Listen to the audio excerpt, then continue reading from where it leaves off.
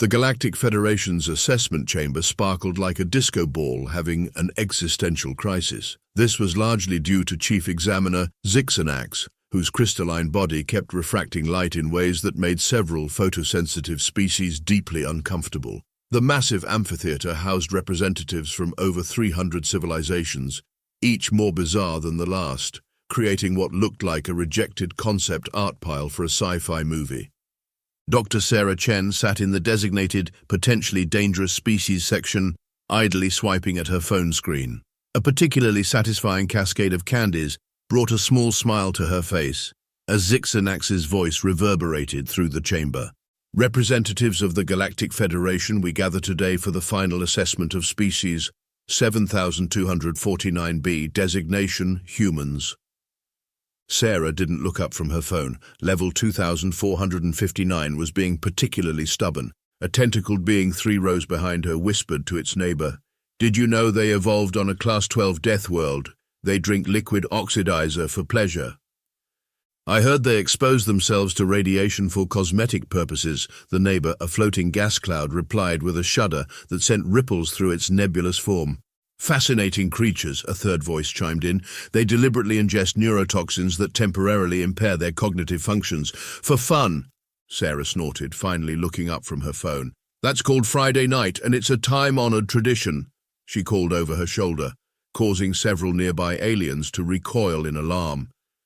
Zixanax's crystalline form pulsed with what might have been annoyance. "Dr. Chen, if we could have your attention, this is a matter of utmost galactic importance." Sorry, Sarah said, not sounding sorry at all. "Please continue with the very serious meeting about our very serious assessment." She turned her phone to silent but kept it in her lap. Just 2 more moves to clear this level. As the final test of humanity's readiness to join the Galactic Federation, the Council has designed a survival challenge of unprecedented... "Quick question," Sarah interrupted, raising her hand like an eager student.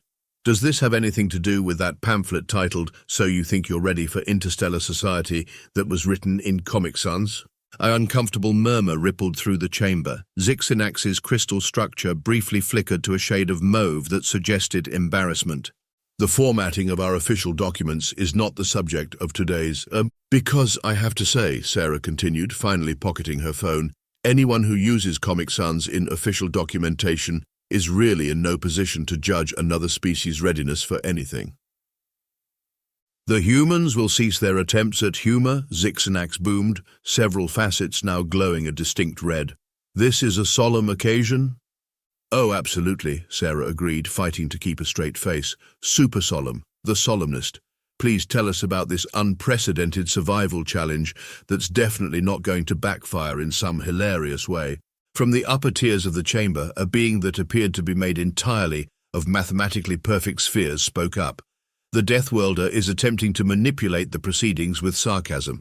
I move to have humanity's application rejected immediately." "Seconded," called out something that looked like a sentient wind chime. "They're clearly not taking this seriously enough." Sarah finally stood up, smoothing down her lab coat with exaggerated care. "I assure you, distinguished representatives, that we humans take everything exactly as seriously as it deserves to be taken. Now, about this survival challenge, will there be a written exam? Because I should warn you, the last time humanity took a written exam, we ended up inventing multiple-choice testing and standardized education, and nobody wants that to spread to the galaxy." The chamber erupted in chaos as various species tried to process this threat. Zixanax's crystal structure emitted a high-pitched tone that might have been a sigh. Sarah's phone buzzed. She glanced down to see she'd finally beaten level 2459. "Nice," she muttered, as the Galactic Federation's most important assembly dissolved into concerned muttering around her. "So when do we start?" After 3 hours of procedural squabbling that made parliamentary debates look efficient, Zixanax finally managed to project the test parameters onto the chamber's main viewing screen. The text appeared in 16 different languages, including what Sarah was pretty sure was wingdings. "Planet KX-789, Zixanax announced with the gravitas of someone announcing the end of the universe, a Class 3 habitable world, uninhabited, with moderate gravity and breathable atmosphere." "Sounds lovely," Sarah said, scrolling through the planet's specs on her tablet. "Perfect for a holiday. Do we get beach access?" This is not a vacation, Dr. Chen. This is a test of your species' survival capabilities. Can't it be both? Sarah asked innocently. I mean, humans have this amazing ability to multitask. We once invented the sandwich because someone was too busy gambling to stop for dinner. The spherical being from earlier made a sound like a geometry theorem having a breakdown. The parameters, please. Your team will have 30 standard cycles to establish a sustainable presence on KX 789, Zixnax continued. You must create a viable food source using only the planet's native species. No external biomatter may be introduced. Sarah's hand shot up again. Quick clarification, when you say using only native species, how exactly are we defining using? You may harvest, cultivate, and process the local flora and fauna as needed. Sarah nodded, typing rapidly on her tablet. And is there any specific language about genetic modification in the rulebook? The chamber went silent. Several species simultaneously developed new stress responses. I do not understand the question, Zixnax admitted. Well, you see, Sarah explained, adopting what her colleagues called her explaining things to people who are about to regret asking voice. When you say we can use native species, that could be interpreted in various ways. For instance, if we were to take the native genetic material and, let's say, help it reach its full potential. Surely you are not suggesting— I'm not suggesting anything. Sarah held up her hands in mock surrender. I'm just asking for clarification. You know, for the record, totally hypothetically. A being that appeared to be a living library cleared its throat, or what passed for one. I have reviewed the complete regulatory documentation. There is no specific prohibition against genetic modification of native species. Wonderful, Sarah beamed, already pulling out her phone. In that case, I'd like to formally accept this challenge on behalf of humanity. Wait, the wind chime alien chimed in panic. Perhaps we should review the regulations. Too late, Sarah sang out. No takebacks. Now, if you'll excuse me, I need to make a few calls. The chamber watched in mounting horror as Sarah stepped aside and started dialing. Hey, Mo? Yeah, it's Sarah. Remember that thing we talked about at last year's Christmas party? The one after we had all that eggnog? Yeah, the weird genetics thing. How fast can you get a lab set up? Really? That fast? No, it's totally legal. Well, technically legal. Well, not explicitly illegal. She made another call. Emily, how's my favorite ecological systems expert? Yes, the one who talks to plants. Listen, how do you feel about a field trip? No, nothing dangerous. Well, not dangerous for us anyway. And another. Dave, still having that existential crisis about your accidental PhD. Perfect. You're hired. Pack your bags. We're going to another planet. Yes, you can name one of the test subjects Kevin. Throughout her calls, Sarah's grin grew progressively wider, taking on a distinctly mischievous quality that made several nearby alien species instinctively seek cover. Finally, she turned back to the chamber. Right, when do we leave? I feel, Zixnax said slowly, crystal structure dimming slightly, that we may have made a tactical error. Probably, Sarah agreed cheerfully. But look on the bright side, this is going to be way more interesting than watching us build a farm. The Federation reserves the right to modify the test parameters. Article 7, Section 12 of the Assessment Protocols, Sarah quoted, reading from her tablet. Once a challenge has been issued and accepted, no modifications may be made without the consent of both parties. Would you like to see my copy? It's the one not written in Comic Sans. The crystalline being seemed to slump slightly. Very well. Your team may depart in 3 standard cycles. Perfect. Sarah was already typing out more messages. Oh, and just out of curiosity, how do you feel about tap dancing? The question hung in the air like a particularly ominous cloud as Sarah practically skipped out of the chamber, leaving behind a room full of increasingly worried alien bureaucrats. Did we just get outsmarted by a death welder playing mobile games? The wind chime asked nobody in particular. I believe, the living library responded gravely, we are about to learn why humans have a reputation for making things interesting. 3 days later, Sarah stood in the Federation's orbital deployment station, watching her hastily assembled team unload enough scientific equipment to make a university research lab jealous. The Federation's observation committee hovered nearby, radiating increasing concern with every crate that emerged from the transport. I must remind you, Zixnax interjected, that this is meant to be a survival test with minimal equipment. "Oh, this is minimal," Sarah assured them, checking items off her tablet. "You should see what we originally wanted to bring." Mo had to be talked out of packing an entire genomics lab. "It wasn't an entire lab," protested Dr. Mohammed Patel, looking up from a crate labeled, "Definitely not genetic sequencing equipment, really. Just the essential bits, and my playlist collection. Can't do proper science without proper background music." Mo was the kind of geneticist who treated DNA like a DJ treats music samples, with great enthusiasm and a questionable sense of what should be mixed with what. His latest paper, Harmony in Helix, a musical approach to gene splicing, had been simultaneously praised as revolutionary and denounced as concerning by the scientific community. "Did anyone pack my lucky soil pH meter?" Dr. Emily Wong called out, buried somewhere behind a stack of boxes. "The plants get anxious when I use the backup one." "The human speaks as if plants have emotions," one of the alien observers noted with concern. "Oh, they totally do," Emily emerged, hair wild and lab coat covered in what appeared to be bioluminescent moss. "This little guy here, total drama queen." She held up a small potted specimen that somehow managed to look offended. "But he's got great ideas about sustainable ecosystem development once you get him talking." "I still don't understand why I'm here," Dave Johnson mumbled, staring at his PhD diploma for the 1,000th time. "I was just trying to file my crop rotation paperwork and somehow ended up defending a thesis." Sarah patted him on the shoulder. "Dave, you accidentally revolutionized 3 different fields of agricultural science while trying to grow better tomatoes. You're perfect for this mission." "But I just wanted bigger sandwiches," Dave protested weakly. "Your team seems..." Zixanax searched for a diplomatic word, crystal structure flickering through several uncertain colors. "Unconventional." "Unconventional?" Mo grinned, pulling out a tablet labeled Boy Band Name Ideas for Science Stuff. "Us? Never. Now who wants to help me decide between the genetic direction and new kids on the double helix for our first experiment?" Emily was already setting up what looked suspiciously like a tiny greenhouse. "The ficus says genetic direction is too obvious. Also, it wants better lighting." "The ficus can mind its own business," Mo replied. "It's still bitter about the whole photosynthetic efficiency competition last month." Dave, meanwhile, had wandered over to the observation window and was staring at KX 789 below. "Does anyone else think the planet looks like a potato? I'm good with potatoes. Potatoes make sense, unlike accidentally getting a doctorate." Sarah clapped her hands together. "Right, team meeting time. Mo, stop trying to smuggle that particle accelerator in your lunchbox. Emily, the plants can have their union meeting later. Dave, just keep being Dave."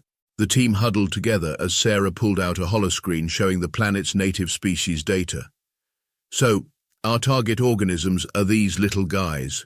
She pulled up an image of what appeared to be a cross between a rabbit and a jellyfish. "The locals call them Squishles." "Oh," Dave brightened. "Can I name one Kevin?" "We've been over this," Mo sighed. "We have to name them after boy bands. It's for science." "What about Kevin and the Squishles?" Emily suggested, while apparently taking notes from her potted ficus. "These proceedings are being recorded for Federation archives," Zixanax reminded them, sounding increasingly desperate. "Perfect," Sarah beamed. "Future generations should definitely know about this. Now, who wants to help me fill out the risk assessment forms in interpretive dance?" The Alien Observation Committee watched in mounting horror as the human team continued their preparations, their conversation a bizarre mix of cutting-edge scientific theory and what appeared to be inside jokes about boy bands. Several observers began drafting their resignations. "Is it too late to modify the test parameters?" the spherical being whispered to Zixanax. "Unfortunately, yes," Zixanax replied, watching as Mo began explaining his genetic modification theories through the medium of choreographed dance, with Emily's plants providing backup rhythm. "I believe the humans have a phrase for this situation." "What's that?" "We done messed up." Dave looked up from his PhD diploma again. "You know, I'm starting to think this might be even more confusing than accidentally revolutionizing vertical farming while trying to grow better cucumbers." "That's the spirit," Sarah called out, already programming their landing coordinates. "Now, who wants to help me fill out these ethical research forms in a way that's technically not lying, but also doesn't explicitly mention what we're actually going to do?" The last thing the observation committee heard before the team sealed their transport pod was Mo enthusiastically declaring, This is going to be just like that time we accidentally gave those bacteria tap dancing genes. That was an accident, Dave asked. Science is just a series of accidents that we pretend we meant to do, Emily replied sagely. Her ficus nodded in agreement. Sarah gave the stunned alien committee a final wave. Don't worry, what's the worst that could happen? The question echoed ominously as the pod doors closed, leaving a room full of aliens wondering if it was too late to retire. The first week on KX 789 was spent setting up what Mo insisted on calling the Laboratory of Extraordinarily Gentlemanly Genetic Enhancement and Novel Development, or LEGEND for short. We're not calling it that, Sarah said, watching a squishel bounce past their base camp. The creature looked like someone had tried to describe a rabbit to a jellyfish enthusiast using only interpretive dance as reference. Too late, I already had the t-shirts made, Mo replied, holding up a shirt with legendary scientist printed across the front. They're moisture-wicking. Emily was crouched near a group of squishels, holding what appeared to be a serious conversation with both them and her trusty ficus. Their cellular structure is fascinating, she reported. They've got elements of both plant and animal DNA, and are they humming? Indeed, the squishels were producing a soft, melodic sound that somehow reminded everyone of late 90s pop music. See? Mo gestured excitedly. They're practically begging to be named after boy bands. It's like destiny. Dave, who had been quietly observing the creatures, raised his hand like he was still in school. I've been thinking. Dangerous habit that, Sarah quipped. But these squishels already have some pretty impressive features. They photosynthesize a bit. They're naturally musical. They're surprisingly intelligent. Do we really need to enhance them? Mo gasped dramatically. Dave, science isn't about need. Science is about looking at nature and saying, that's cool. But what if it was cooler? I have concerns, Emily announced, still conferring with her ficus. Multiple concerns. Several pages of concerns, actually. The plants think we should go for it, Mo interrupted. I saw that maple leaf give me a thumbs up. That's because you gave it thumbs last month. Sarah, meanwhile, was reviewing their initial analysis. According to these readings, squishlers have remarkably adaptable DNA, almost like they're naturally prepared for rapid evolution. How convenient and not at all suspicious. A squishel bounced up to Dave and nuzzled his boot. Can I please name this one Kevin? He asked hopefully. He looks like a Kevin. We can name him Kevin if he survives the enhancement process, Mo offered, already pulling up genetic sequences on his tablet. Oh, what if we add some dolphin DNA for enhanced intelligence, and maybe some peacock for flair? The ficus would like to remind everyone about the incident with the luminous locusts, Emily interjected. That was one time, Mo protested, and we contained the situation before they formed a synchronized swimming team. Sarah pulled up the Federation's test parameters on her tablet. Technically, as long as we only use the squishels' base DNA as a starting point, we're within the rules. We just need to optimize their existing potential. I have a list of things that could go wrong, Emily said, holding up several pages of notes. It's alphabetized and color-coded. The fungi helped with the formatting.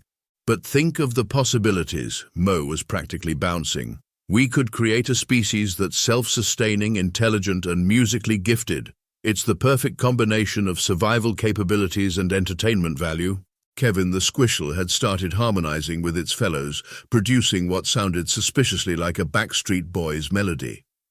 See? Mo gestured triumphantly. They're practically asking for it. The last time someone said that, we ended up with tap-dancing bacteria, Emily reminded him. And they won 3 dance competitions. Think bigger, Emily. What if we could create a species that not only survives but thrives? That not only adapts but innovates? That not only exists but entertains? Sarah watched as the squishels formed a surprisingly well-coordinated chorus line. You know what? Let's do it. But let's be smart about it. Dave, start documenting their natural behaviors. Emily, analyze their environmental impact. Mo, try to keep the musical DNA modifications to a reasonable level this time. Define reasonable, Mo said, already pulling up what appeared to be the genetic sequence for jazz hands. Less Broadway, more survival, Sarah clarified. You're no fun, Mo muttered, but obediently adjusted his calculations. Can I at least give them a sense of rhythm? The plants vote no, Emily announced. The plants don't get a vote. They're still mad about the photosynthesis competition. Dave carefully picked up Kevin the squishler. I don't understand most of what's happening, but I think Kevin approves. The Squishel responded by humming what was definitely the chorus of "I Want It That Way." "That settles it," Sarah declared. "Operation Boy Band Evolution is officially a go. May the Federation forgive us for what we're about to do to their test parameters." "Should we be concerned that they're already organizing into synchronized dance formations?" Emily asked, watching the Squishles. "Probably," Sarah admitted, "but when has that ever stopped us?" Day 7 of Operation Boy Band Evolution began with Mo's excited shriek echoing across the compound. "It worked! The genetic enhancement worked! Come look at what Kevin Jr. can do!" The team rushed to the observation area where a new generation of Squishles was demonstrating abilities that would make most evolutionary biologists need a stiff drink. "Are they solving puzzles?" Sarah asked, watching a group of enhanced Squishles systematically work through a series of intelligence tests. "While photosynthesizing," Mo confirmed proudly. "And look, they've developed chromatophores. They can change color based on their mood." Indeed, the new Squishles were shifting through a rainbow of colors while maintaining perfect harmony in their ever-present humming. A particularly enthusiastic specimen was turning sparkly when it hit the high notes. Day 7 progress report, Sarah dictated to her tablet. Subject group showing expected developments in survival capabilities. Some minor adaptations observed, everything proceeding normally. She added extra emojis to distract from the fact that their test subjects were now solving differential equations for fun. Meanwhile, on the Federation observation station, Zixanax's crystal structure was developing stress fractures. "They appear to be dancing." "That's probably fine," another observer offered weakly. "Dancing isn't technically a survival trait." On the surface, Emily was consulting with both her ficus and a newly formed Squishel advisory committee. "They're developing their own sign language," she reported, "and they've started a book club." "A book club?" Dave asked, watching Kevin Jr. lead a discussion about what appeared to be advanced biochemistry. "They're very interested in self-improvement," Emily explained. "Also, they've started calling themselves the Evolution Direction. Mo's influence, obviously." Mo was beside himself with joy. "Look at the latest DNA analysis. They've not only stabilized the modifications, they've improved upon them. They're self-evolving. Also, they've written their first original song. It's about photosynthesis efficiency," Sarah added to her report. "Minor increases in cognitive function observed. Subjects displaying expected learning behaviors. No cause for concern." Day 14 brought new developments. The Squishles had organized themselves into specialized groups. Researchers, builders, artists, and what appeared to be a dance troupe dedicated to interpreting scientific principles through movement. "Should we be concerned that they've started building tools?" Dave asked, watching a group of Squishlies construct what looked suspiciously like a rudimentary laboratory. "Probably," Sarah admitted, typing. "Subjects showing adaptive tool use, all within normal parameters." Day 21. The Squishles had developed their own writing system, established a democratic government, and started a social media platform dedicated to science communication through interpretive dance. "The Federation observers are getting twitchy," Sarah noted, reviewing the monitoring feeds. "Mo, please tell me you didn't give them the ability to tap dance." "I didn't," Mo protested. "They figured that out on their own. They're creative." Her daily report read, "Subjects continuing to adapt, some unexpected but totally normal developments. Everything is fine." Day 28. The Squishles had built a sustainable city, complete with renewable energy systems and a performing arts center. Kevin Jr. had been elected their first president and was giving inspiring speeches about interspecies cooperation and the importance of proper rhythm in scientific advancement. "They've applied for a patent," Emily announced, reading from a formally submitted document. "Something about bioharmonic energy generation through choreographed photosynthesis." "The Federation is going to kill us," Dave muttered, watching a group of Squishles perform what appeared to be a peer-reviewed research paper in the form of a musical. Sarah's final report before evaluation was a masterpiece of understatement. Test subjects thriving, showing excellent adaptation to environment, minor developments in social structure, everything proceeding exactly as intended. In the observation station, Zixanax was having what could only be described as a crystalline meltdown. They were supposed to grow food, not create a new civilization. To be fair, another observer noted, they are entirely self-sustaining, and their musical numbers are quite impressive. Back on the surface, Mo was defending his choices to an increasingly exasperated Emily. "Look, all I did was enhance their existing potential. It's not my fault they turned out to be overachievers. They've developed a space program. Emily gestured to the blueprints a group of Squishles was discussing. They're calling it Dancing Among the Stars. The Federation evaluators will be here tomorrow, Sarah announced, watching Kevin Jr. lead a combination cabinet meeting and dance rehearsal. Anyone have any ideas how to explain this? We could say it was an accident, Dave suggested hopefully. It worked for my PhD. Or, Mo offered, we could point out that technically we followed all the rules. We only used native species DNA as a base. Everything else they did on their own. The plants think we should just admit what we did and face the consequences, Emily said. The plants need to mind their own business, Mo retorted. They're just jealous because the Squishles have better photosynthesis rates now. Sarah watched as the Squishles put the finishing touches on their city, complete with a sign that read, "Welcome to Harmonious Haven where science meets dance."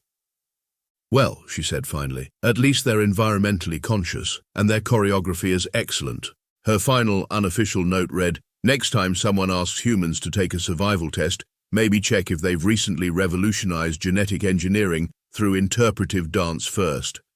The Squishles celebrated this milestone with a perfectly synchronized musical number about the scientific method, while Kevin Jr. prepared his speech for the Federation Evaluation Committee.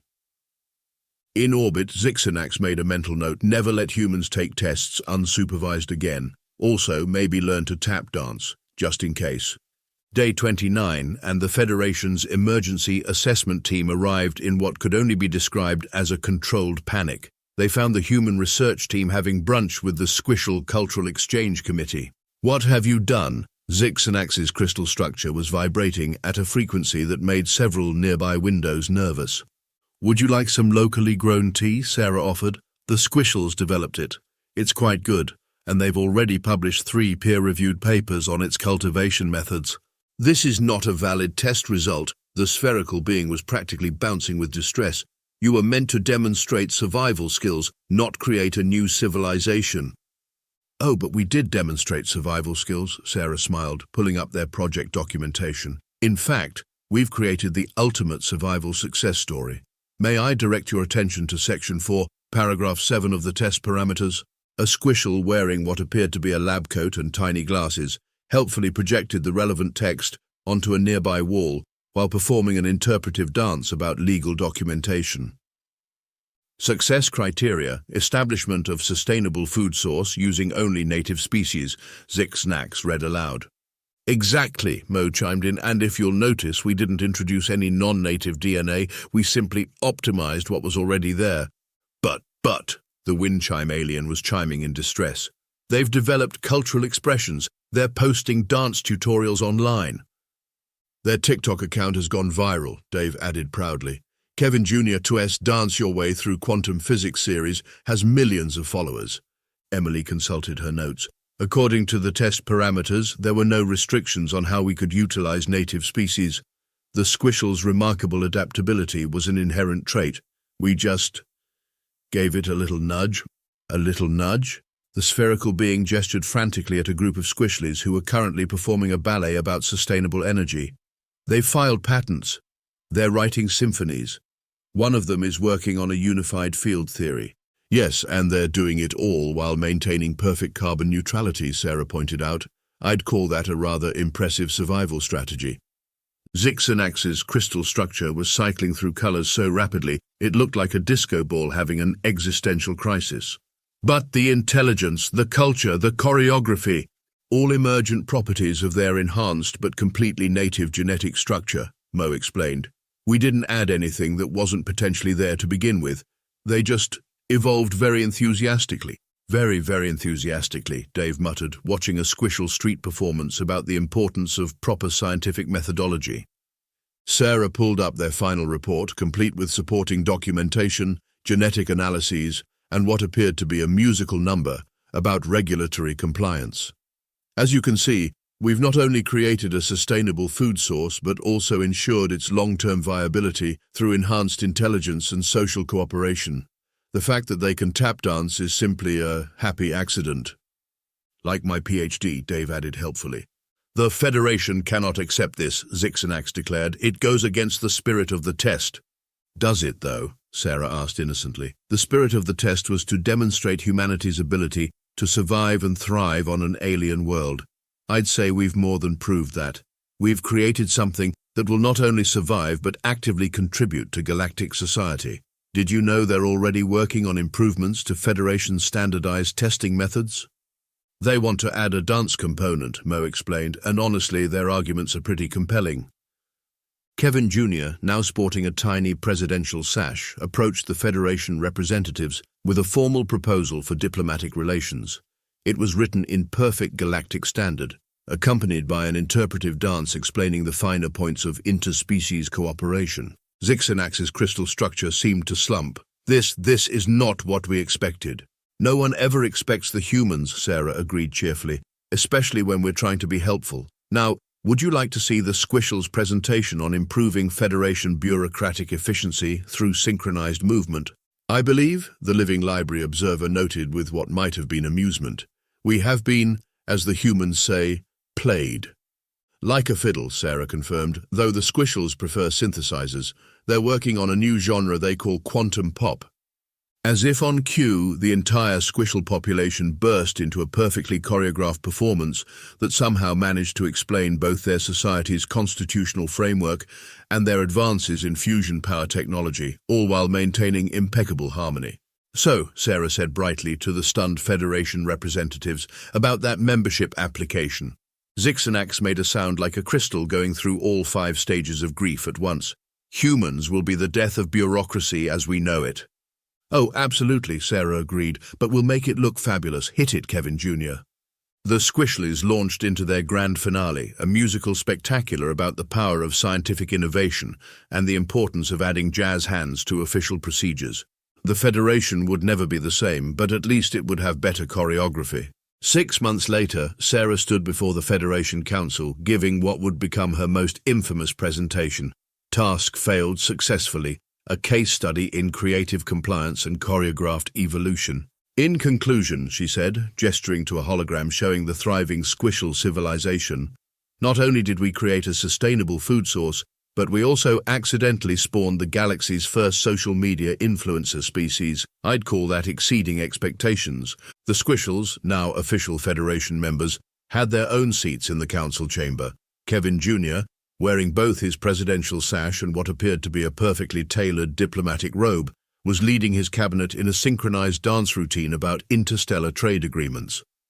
Their latest Holotalk series on dancing through diplomatic relations has broken all previous engagement records, Mo reported proudly, and their remix of the Federation anthem is trending across 17 star systems. The plants are still bitter about being upstaged, Emily added, her ficus notably turning away from a passing Squishel dance troupe. Dave, who had finally accepted both his accidental PhD and his role in galactic history, was contentedly watching Kevin III, Kevin Jr., TS's chosen successor, teach a group of alien diplomats the choreography to quantum physics of my heart. Humanity's test results have been officially recorded, Zixanax announced. Crystal structure now permanently tinted with what appeared to be resignation, though we are still debating whether to file them under success or never again. Why not both? Sarah suggested. The Squishles have some fascinating theories about quantum superposition in bureaucratic classifications. They're working on a dance piece about it. The Federation had been forced to create entirely new categories of membership to accommodate the Squishles, who had quickly become the go-to consultants for everything from sustainable development to entertainment programming. Their hit series So You Think You Can Science was required viewing in most Federation educational institutions. I've been thinking, Mo said, pulling out his ever-present tablet of boy band names, for our next project. No, the entire council chamber shouted in unison.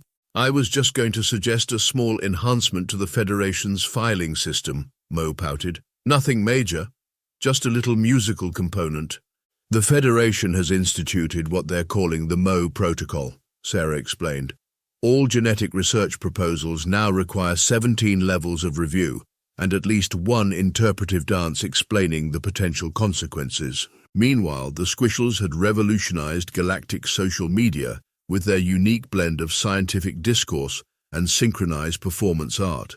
Their latest viral sensation The mitochondria dance challenge had even the most serious Federation species attempting to explain cellular energy production through movement.